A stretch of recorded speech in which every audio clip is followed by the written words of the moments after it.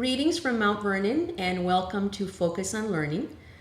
Today we have a very important topic. We will be discussing how sixth grade is going to be moving to the middle school next year. So I would like to introduce my guest today, this morning. We have Dr. Carl Bruner, who is our superintendent. We have Dr. Joni Swanson, our Director of Teaching and Learning, and Mr. Dave Anderson, our Assistant Superintendent. So good morning to all of you. Good morning. Good morning. You all look very nice. Thank That's you. good. So let's start the discussion by asking our first question. Dr. Bruner, I will start with you. What is the purpose of the school district's decision to move sixth grade to the middle school, and what process did the district use to reach this decision? Well, Tatiana, this idea is not a new one. It's one that we have talked about from time to time over about the last 6 or 7 years. And the impetus behind it really, initially at least, was elementary enrollment. We know that our elementary schools have been continuing to grow, and at this point they are overloaded. All but one is above capacity. And we have dealt with that in the short term by tweaking boundaries and also by adding portables. But when we got together a couple of community and staff groups last year and began to look in earnest at what some short-term and longer-term solutions would be to address our elementary enrollment problems, one of the first things that they came up with was, why don't you look at using your middle school space more efficiently? Our middle schools have, over the past 10 years, been small. Mount Baker has been about 450 students. LaVenture has been about, well, this year they're at about 380. So that's a great size from a small school standpoint, but it's not a very efficient use of space. So that really was the original driving force. As we begin to look more at the option of moving sixth grade in order to create some space at the elementary school level, one of the things that we discovered was that there are more advantages than simple space relief. And some of those advantages include a richer program offering set for sixth grade students as middle schoolers.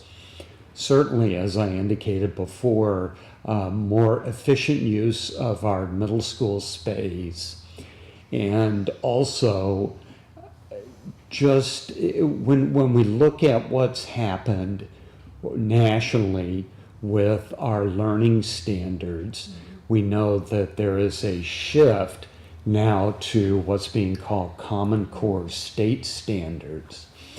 Those standards are organized grades K-5, 6-8, and 9-12.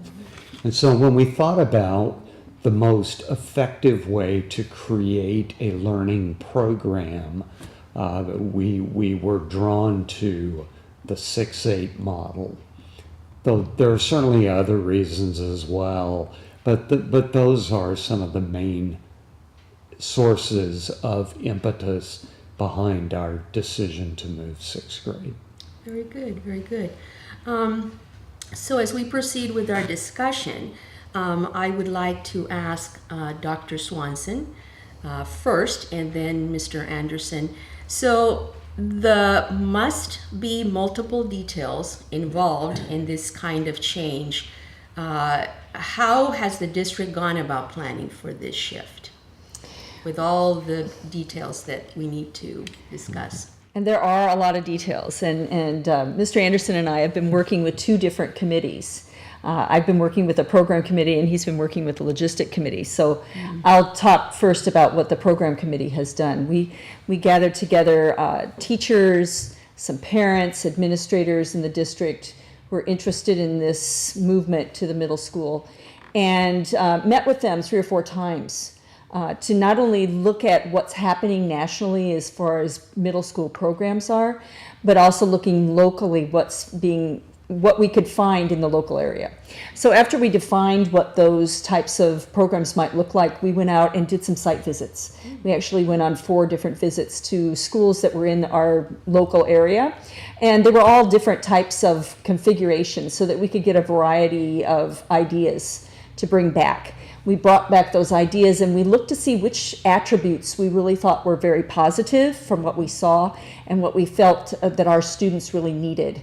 And so from those attributes, the middle school principals took those ideas and have formulated a couple of ideas for us to use. And so it's been a really collaborative process and very informational. The teachers and everyone really enjoyed going out and meeting other people from other schools and talking to them about their struggles and their challenges and their successes in moving their 6th graders to a middle school. So that's what we've been doing for our committee work for the program committee. And I'll just hand this over to Mr. Anderson. He can tell us about the logistics of making this move to the middle school. Thanks, Joni. The district from the onset has been very concerned about making sure that this move works right for our students, for our parents, and for our staff. It's a big shift, and we recognize that. So as Dr. Swanson mentioned, she's been handling the program committee, looking at that component. We also had a logistics committee, and the logistics committee was made up of the internal department leaders in the district, and with each of them coming forward and hearing the information and saying, what is it that we need to take care of? As an example, we know we need to move technology pieces around. So we've had conversations with our technology department. We know this could impact food services because we're changing the number of lunches served because we'll have more students in the middle school setting. So how does that impact food services? We know we need more space, as Dr. Bruner has mentioned. So we know we need to move portables or buy portables. But we also, as Dr. Bruner mentioned, have the space issue at the elementary school while we're removing the current 6th graders out, or 5th graders next year. It doesn't take away the space issue that we still have at the elementary level. So we want to be very judicious in which portables we move, because it doesn't make sense to move a portable from an elementary school to the middle school setting and then to turn around and go, but we're still crowded at the elementary school. We need the portable back there. So we've had those conversations. There's conversations going on via Joni's about curriculum, about materials, but all those logistical pieces need to be put in place.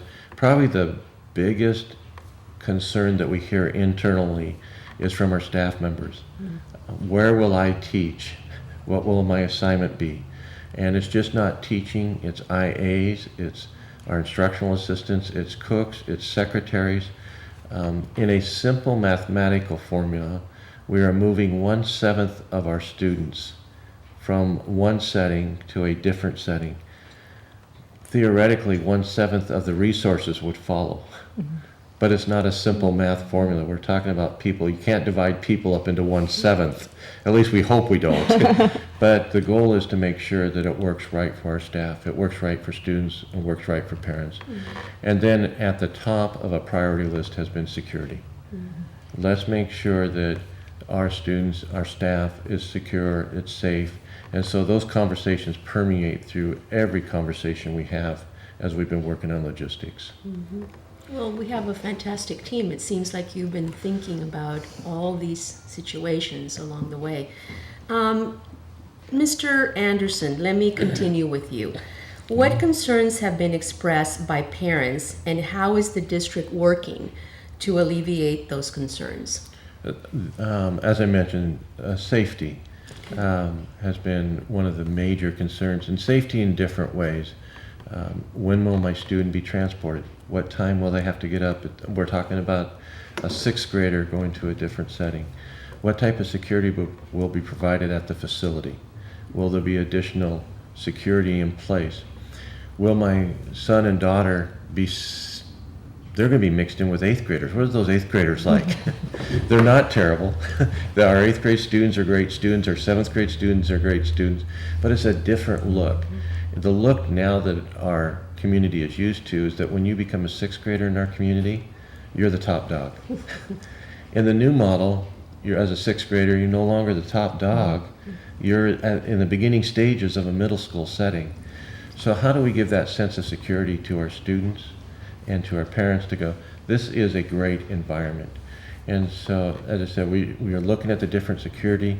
We're looking at how can we transition the students from their current setting into the new setting so that it's welcoming, warm setting for all. The other concern that we've had is, what will the music program look like? What will the electives look like? And so we've had ongoing conversations about truly how many elective offerings should be available at a 6th grade level. Because if you take a look at our current K-6 model, our students really don't have electives. And so we're opening something up that's a whole new arena, but it still comes back to the core. Our parents want to make sure that their students are prepared for the next grade level. So if a student is moving from 5th to 6th, I want to make sure my student is prepared. If they're moving from 6th to 7th, I want to know they're prepared. And so we have that obligation, and we take that seriously. So safety, and then what is the program going to look like? Well, it sounds like the parents are in good hands because, I mean, these are important questions that parents are making.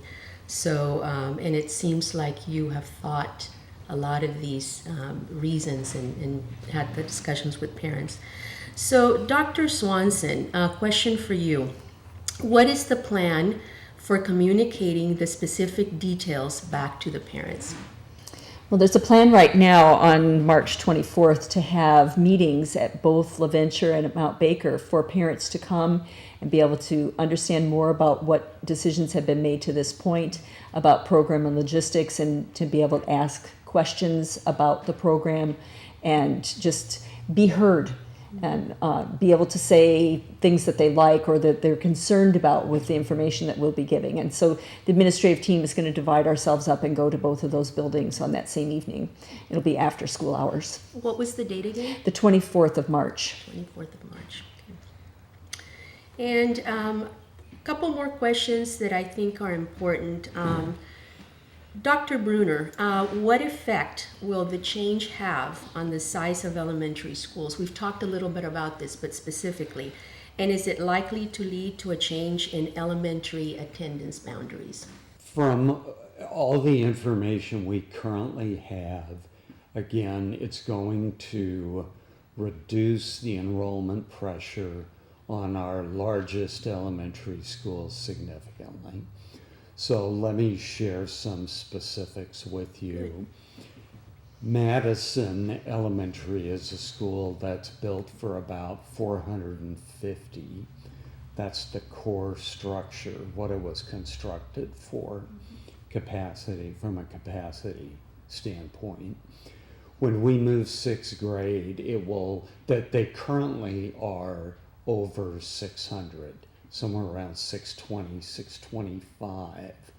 When we move 6th grade, that will put them under 600 to about the neighborhood of 570. So still quite a bit larger than they were constructed for, than the building was constructed for, but certainly a big relief. Same thing will be true at Little Mountain and Centennial, schools that are significantly over capacity. They're both around 630. When they lose 6th grade, it will place them in the high 500s. And the story is similar for Lincoln, Washington, and Jefferson. Those schools are not as overcrowded, but Lincoln, for example, is a very small physical plant, and they are over-enrolled. Removing 6th grade will remove about 60 students from their building, which will be a tremendous help. A similar story at Jefferson. Over time, we believe that we are going to need to look at elementary attendance area boundaries. We plan not to do that for next year because that is a process, frankly, that is, it needs to be done very carefully with a lot of community input, and we need to take our time to ensure that the decisions are correct decisions, not just for the short term, but also the longer term.